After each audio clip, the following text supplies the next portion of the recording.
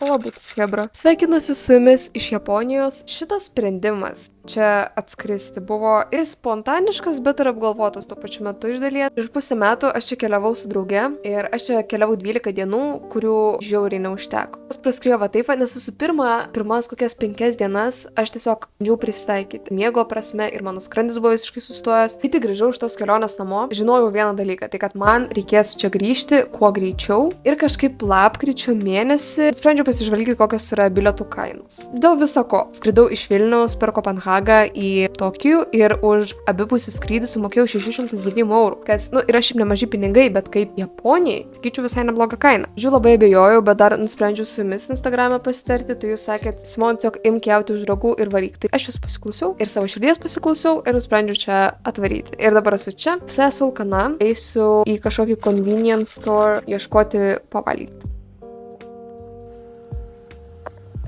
Yra toks dalykas Japonijoje nato. Čia yra fermentuotos sojų pupelės. Geriau aš to neskaityčiau, bet kaip supratau, jos žodžiu pūna, fermentuojasi. Ir esmė yra tame, kad aš šiaip esu mėgėja fermentuotų dalykų, visokių ten pelėsinių sūrių. Bet kai aš buvau Japonijoje ir aš sušyje paragavau nato, aš vos neapsivėmiau, nes man antiek tas pelėsio skonis. Nusprendžiau give it another shot. Pagalvojau, gal ten buvo kažkas su suši negerai, gal ten buvo kažkoks padažas. Ir man taip liūdna, nes aš turėjau tokius aukštus lūkesčius nato.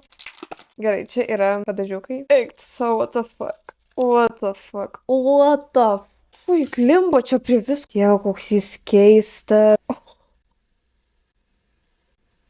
Jis realiai kvepia kaip tiesiog supuvęs maistas. Aš nežinau, ar buvo gera idėja steigti nato antrą šansą, bet aš jau tam pasiryžau. Sojos padažas yra garstyčios. Kodėl aš... Gerai. Simona, gal tik taip atrodo, gal tik toks kvapas, tu pabandyk. Gerai, žinot ką? Skanu. Jei nekvepuot ir jei nežiūrėt, skanu. Taip, žinot, sakoma, kad mūsų kvapas, mūsų skonis yra labai susiję. Pavyzdžiui, gal žinot, tos tokius bean boozled, kur ten būna ale vemalo skonio, spausti kiaušinio skonio, tai ten realiai, kiek aš domėjausi, gerai, man tiesiog sesė pasakė ir aš nusprendžiau ją patikėti, nėra skonių tų vemalų ir panašiai, ten tiesiog yra kvapas jų kažkoks ten kvapiklis ir dėl to man atrodo, kad tas skonis. Skonis tai negaliu net apibūdinti, koks skonis. Man gal tai tekstūra tik biški tokia, kad man tas gumurys toks keistas, labai gerkliai man pykin biški verčia, bet taip šlikščiai atrodo, Hebra, aš atsiprašau. Bet skonis, tiesą sakant, man patinka. Tik ta tekstūra, aš negaliu, mane žiūri, erzina, kad tysta viskas per visą kambarį. Užuolaidus.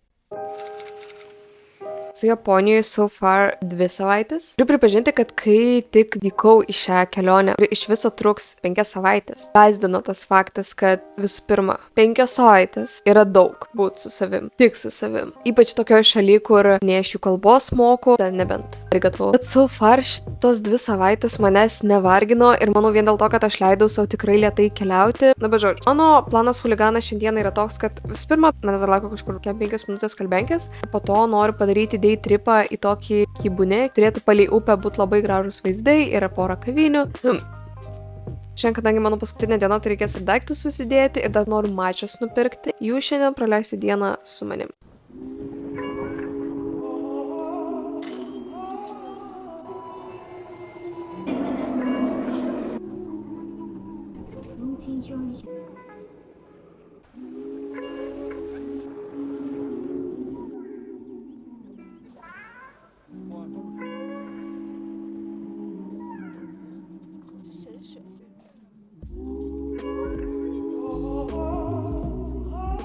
Žinau, ar aš čia buvau delusional, bet aš nusprendžiau šventykloje gauti palinkėjimą ir gavau prakeiksmą.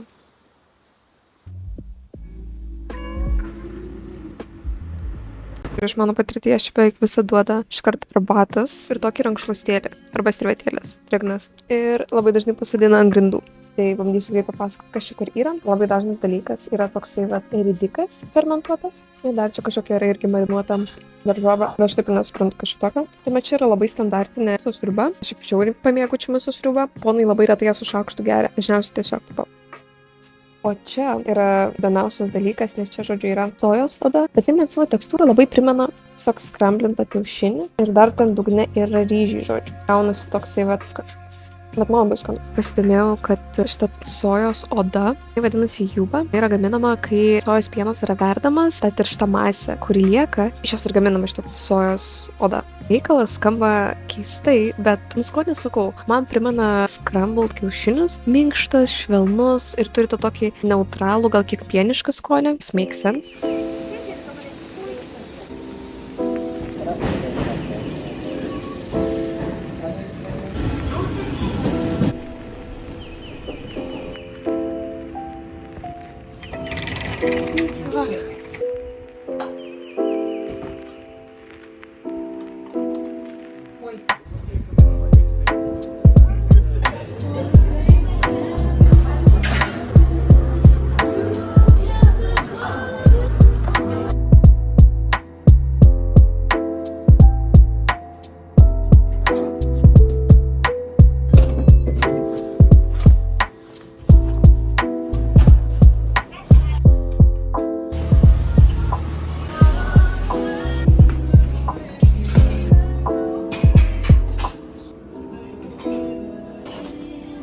Prieš kokį pusvalandį išsičekautinau už savo viešbučio. Šiaip būste Kyoto, čia yra toks tinklas viešbučių Ems. Yra labai nebrangus. Tipo, aš už tą savo kambarį mokėjau €2 per naktį, kas yra žiauriai cheap. Aš tenais apsistodama nesijaučiu, kad aš rinkčiausi vieną pigiausių viešbučių, o taip yra. Ir aš neturiu plano, kada aš išvyksiu iš Kyoto, nes aš dabar pasidėjau savo daiktus viešbutyje. Mano kompas turi labai nedaug procentų. Čia galvau bus rozetės, jų nėra. Tai žodžiu, kiek užteks procentų, tiek biškį padirbėsiu prie kompo. Va, čia žiauriai skaniai pagaminau.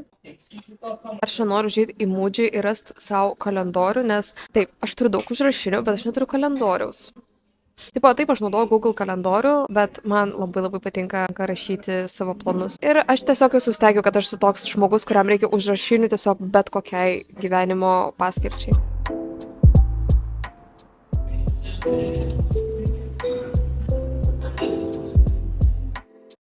Baklažanas kažkoks užkeptas. Pavyzdžiui, yra žuvižalė, omletas, čia kažkokios salotos, čia yra lotusas. Čia tiksliai nesupratau, kas yra, bet supratau kažkas iš sojos, o ten špinatai. Ir ten dar buvo mėsos sriuba, tai vat 6:30 čia gaunu visko paragauti. Norėjau pasidalinti savo pastebėjimu, tai šiaip pas japonus tokius europietiškos labai daug virtuvės nematau, būna praeinu ten kartais koks italų restoranas ar toks tipo bendras europietiškas, bet ką pastebėjau, kad pas juos labai daug prancūziškos stiliaus kepyklų ir iš esmės desertų, net to savo pačiuose 7-Elevenuose. Labai daug japoniškų desertų ir tada labai daug prancūziškų desertų. Nežinau, koks yra tam kontekstas, bet pagalvojau fun fact.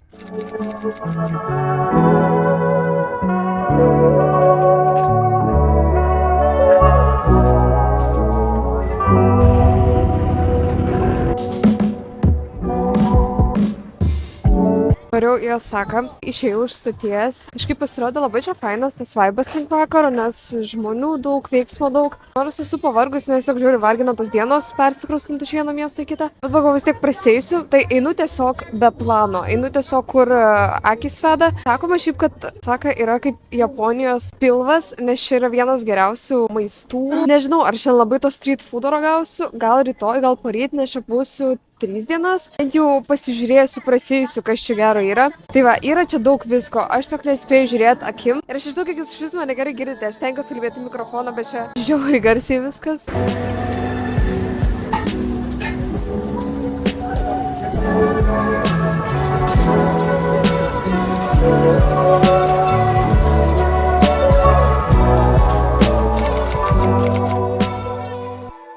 Žodžiu.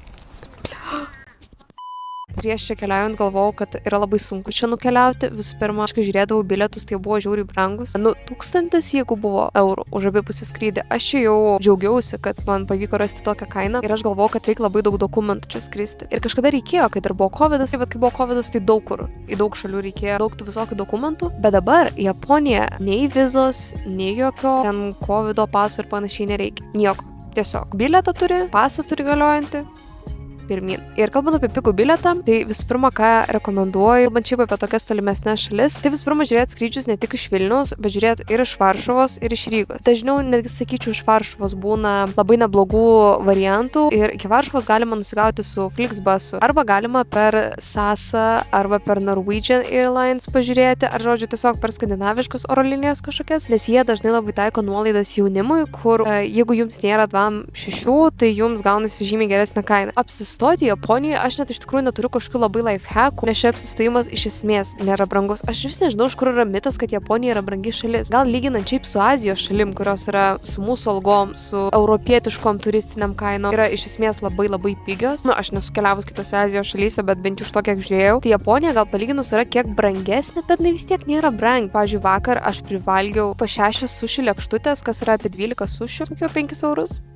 Ir buvo labai skanų suši. Šiaip pat fun fact, kad japoniški suši yra labai minimalistiniai. Būna ten visokių tipo krabų salotų ten su majonezu, arba nato, plus agurkas, plus ten kažkoks padažas, bet iš esmės, kokius japonai valgo sušius, tai tiesiog ryžiai ten su actu ir žuvis. Ir viskas. Ir man asmeniškai tokie yra žiauriai skanus, dėl to, kad ten tiesiog savaime žuvis yra labai skani.